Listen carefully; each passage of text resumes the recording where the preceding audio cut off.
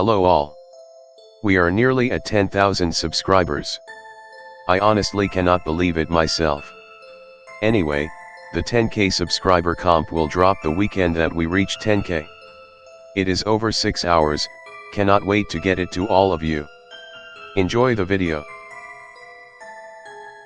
I watched a man walk out of the ocean. I run a quaint bed and breakfast in Maine. Despite the mild winter, it's been slow, to say the least. 2 families passed through as well as a nature photographer, but aside from them, I've been pretty much alone the past few months. As I was sipping my coffee and staring out to the white sands, I saw a dark shape bobbing in the icy waters. At first, I thought it was debris of some sort. Litter from partying boaters often makes its way to the shore. Bottles, cans and other jetsam are not uncommon. But when I saw the inky black hair float up to reveal a face, my heart sank. I suspected it was a dead body. A few years back an elderly woman, later found to have suffered from dementia, washed up after drowning in the middle of the night. I put on my coat and walked out into the cool breeze to check, and I watched as the head rose higher up from the skim between lapping waves. A neck and then shoulders poked through the surface. A man was standing upright in the water, walking in from the sea. Worry shifted tightly into fear at the unlikely sight. I slowed my fast approach on the shifting sands to watch as a soaked-through blazer and tie, both black, raised higher still. Stiff arms dangled at his sides as he walked out of the freezing ocean. "Sir, are you all right?" I yelled out to him as the cold wind rippled my hair. I took a few more steps to look for any tracks leading to the water, wondering if I'd somehow missed him entering it in the first place.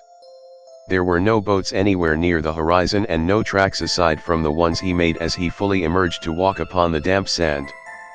The man didn't answer. He just continued advancing towards me in a slow stride. His wet, black suit was soaked through, and it looked to be an odd cut, a bit out of fashion. His skin was pale and his eyes were dark and inset. His narrow face remained expressionless. It's important to note the water is around 35 degrees Fahrenheit this time of year, just above freezing. There was no way he should have been conscious, let alone walking after the amount of time he'd have had to be in there for me not to have seen him. Not to mention, the time he must have been submerged alone would have drowned him. Still, this man was moving quickly as he marched towards my residence. I called out once again as I took a step back to my door. "Sir, do you need help? I can call an ambulance." He walked closer, closing the distance. 30 meters became 10, and soon he was nearly upon me. I panicked. I stepped back into my house and watched in horror as he drew closer. The man was pasty and white, his skin bloodless and bloated. His eyes were black as a fish's and his pockets spilled out shiny ribbons of seaweed. Each slow step released seawater from his black leather shoes. The man's white lips parted and water began to trickle out in a steady stream.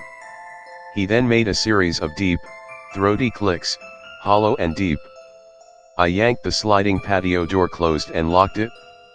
I took my phone out and watched as the man walked up to my glass door, stopping only after banging his forehead into my sliding glass door with a solid clunk. He stared at me with empty black eyes. His white, waxen hands raised up and pressed pruny fingers against the glass.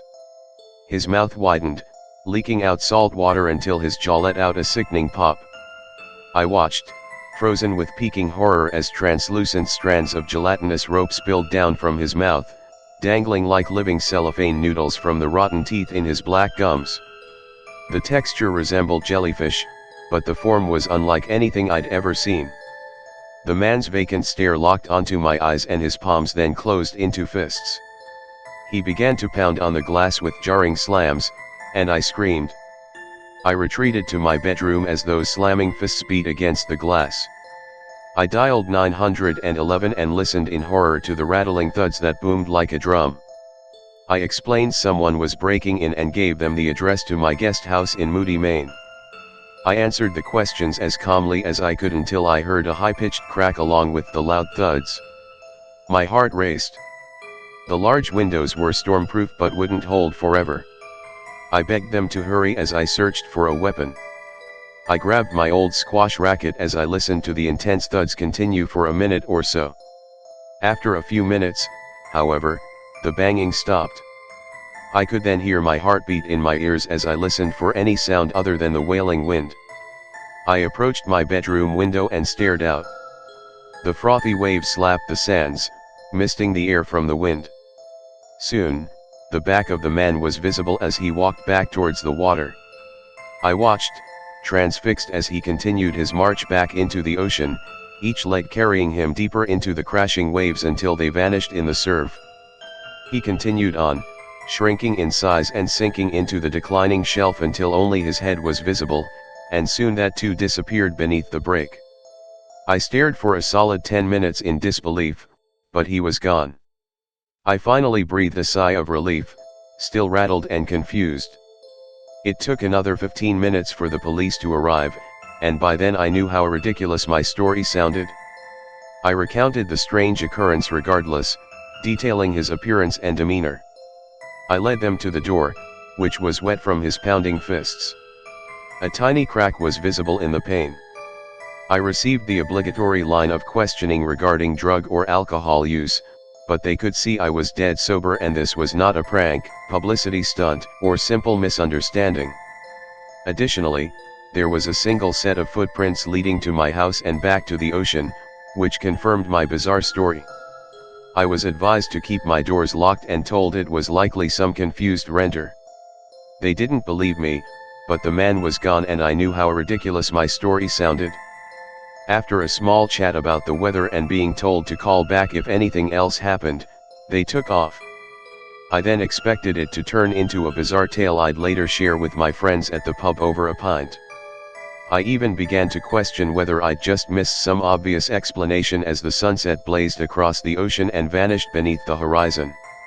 When night came, I saw the other dark shapes floating on the waves. I watched in disbelief as a dozen pale individuals slowly rose from the water.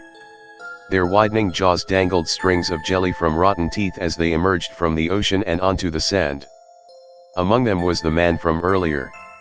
He hadn't left to return to wherever he'd come from. He'd left to go get others.